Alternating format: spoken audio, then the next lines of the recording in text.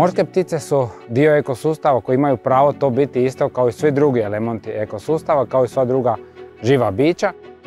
Cjevonosnice, a i općenito morske ptice, najviše ugrožava prelov morskih organizama, znači nemaju toliko što za jesti. To što stradavaju na ribolovnim alatima, što gutaju komade plastike na moru misleći da je to nekakva hrana. Poznato je kako ribolovne aktivnosti na neki način utječu na brojnost morskih ptica.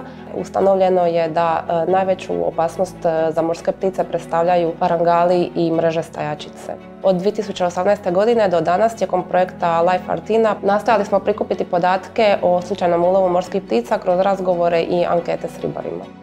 Cjevonosnice, znači kaukale i gregule, u Jadranu su jedna neobična skupina ptica, slabo poznata ljudima, zato što su preko dana na otvorenom moru. Jedino kada othranjuju mlade, onda su na kopnu, ali tada su opet na izoliranim škojima u rupama u tlu, tako da ih se opet ne može vidjeti.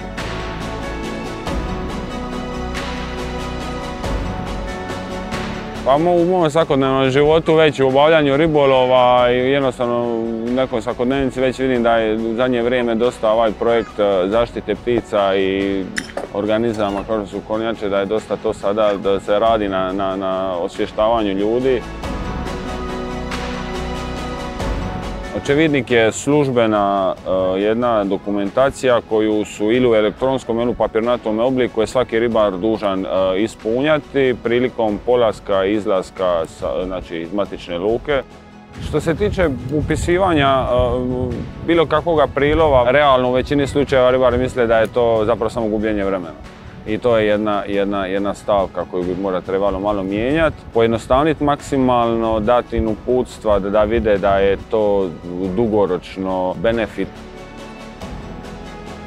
Testiranje prilagođenih ribolovnih alata napravili smo kako bi ocijenili mogućnost korištenja takvih rješenja za smanjenje slučajnog ulova morskih ptica u Hrvatskoj, a i kako bi čuli mišljenja ribara o njihovoj praktičnosti i funkcionalnosti za korištenje. U ovome testiranju koje smo odradili, ovo sa utezima na parangalu, mislim da je vrlo praktično i dosta već ribara to prakticira da to stavlja. Zato što i samima ribarima, ako i nije stalo do ptica, stalo im je da im ne smanji ulov s time da im ne skida ešku sa same udice. Ovaj drugi alat koji smo testirali su svjetla, LED svjetla koja se postavljaju na mreže. U obliku ribolova kojim se mi bavimo i dubinama i mogućnostima definitivno smatram da su nepraktične i da usporavaju. S obzirom da je ovo prvo istraživanje ovakve vrste u Hrvatskoj, zadovoljni smo što smo ostvarili dobru suradnju s ribarima i nadamo se da ćemo zajedničkim snagama moći očuvati morske ptice.